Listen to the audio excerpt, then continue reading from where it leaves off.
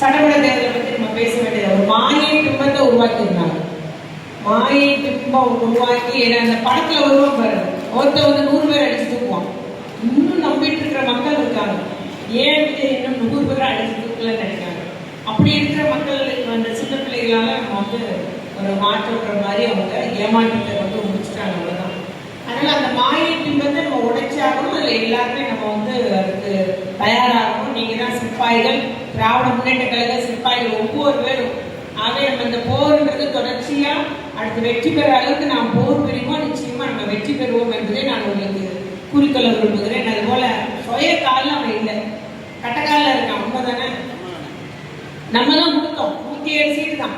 இப்ப அவர் தான் காலில் நிக்கல, தான் சொந்த காலில் நிக்கல, கட்டக்காலில் நின்றுட்டு இருக்கிறான். கம்யூனிஸ்ட், விசிக, இந்தியன் யூனிவர்சிட்டிக்கு எல்லாம் நம்மளே தலைவரே வந்து சரி இவ்வளோ ஒரு தொங்கு சட்டமன்றம் வந்துருச்சு, நம்ம ஆட்சி வந்து அடுத்து கவர்னர் ஆட்சி என்றெல்லாம் வந்து ஒன்றியத்தில் இருக்கிறவங்க வந்து தமிழகத்தை கைப்பற்றிடக்கூடாதுன்றதுக்காக ஒரு மீண்டும் உடனே ஒரு தேர்தல் வரக்கூடாதுன்றதுக்காக அன்னைக்கு இது தலைவர் சொன்னாரு. அந்த கட்டக்காலில் தான் நிற்கிறார், சுய காலில் நிற்கல. ஆனா அதெல்லாம் மறந்துட்டு ஒரு வாயை பார்த்தீங்களா, பேச்சு பார்த்தீங்களா, என்ன பேச்சு, அதை நீங்க ஞாபகம் வச்சுக்கிறோம். நம்ம தலைவர் திட்டுற ஒன்னொன்னே ஞாபகம் வச்சு நம்ம அவங்களை தொலைச்சிக்கணும். அந்த கட்சியை ஓய்க்கணும், அவங்க ஆதரவாக கைக்கணும், நமக்கு ஆதரவு இருக்கணும். நம்ம சொல்றதுக்கு ஒண்ணுமே இல்லைங்க. நம்ம அவ்வளோ பெரிய கட்சி, இன்னைக்கு பெண்கள் சமமா சேர்ல உட்காந்துருக்கோம். இன்னைக்கு ஆயுதாளர் எந்த ஆதிராவரோ பெண்ணோ யாரோ கோயிலுக்கு போகக்கூடாது அன்னைக்கு நம்ம போய் கூப்பிடுறோமா இல்லையா? திருச்செந்தூருக்குள்ள போய் நம்ம அவ்வளவு பேர் சாமி கும்பிடுறோம். யார் அந்த நிலையை உருவாக்கி? இன்னைக்கு மெடிக்கல் காலேஜ் முந்தி சமஸ்கிருதம் படிச்சா மெடிக்கல் காலேஜுக்கு சீட்டு உண்டு. இன்னைக்கு அப்படி இல்லையே. இன்னைக்கு நல்ல எல்லாம் ஈஸியா போயிட்டுமா நீட்டு தேர்வு கொண்டு வந்துட்டோம். அவங்க இன்னைக்கு வந்து அந்த எல்லாரும் படிச்சவங்க எல்லாம் நீங்க படிக்கிற பிள்ளைங்க வேலை வாங்கணும். எல்லா சமுதாயமே சார்ந்தவங்களும் அது என்ன சமூகம் வேறுபாடே கிடையாது. நம்ம தலைவர் கொள்கையே எல்லாருமே எல்லாம் கிடைக்கணும்.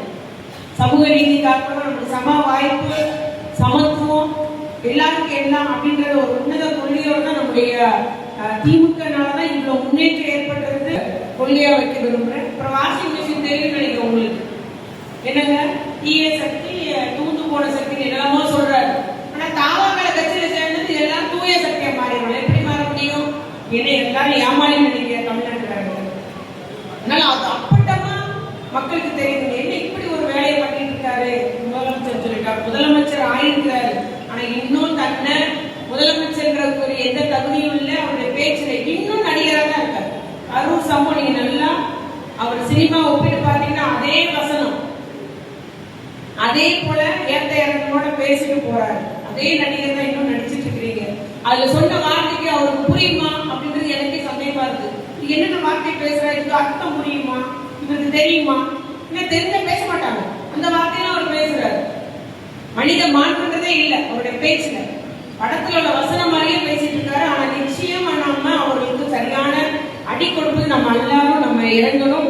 நீங்க பாக்க அதோட நம்ம ஸ்ரீவண்டையமே ஒரு ஆய்வு பண்ணாரு பாத்தீங்களா? பஸ்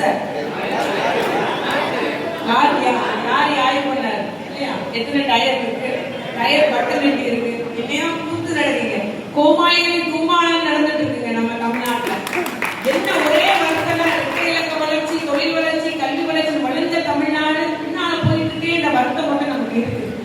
இருந்தால் நிச்சயமா ஒரு சரியான ஒரு எதிர்கட்சியா நம்முடைய எதிர்கட்சி தலைவர் சின்னவரா இருந்தாலும் தலைவரா இருந்தாலும் நம்முடைய எம்பியாக்கா இருந்தாலும் எல்லாருமே நம்ம வந்து அவருடைய குற்றத்தை சுட்டி காட்டுவர்களாக சுட சுட தப்பு, நீ செய்யற தப்பு, இதனால எங்க தமிழ் மக்கள் பாதிக்கப்படுவாங்க, இது தமிழ்நாடு வளர்ச்சியை பாதிக்கும் அப்படின்றது நம்ம சுட்டி காட்டிட்டே இருக்கிறோம்.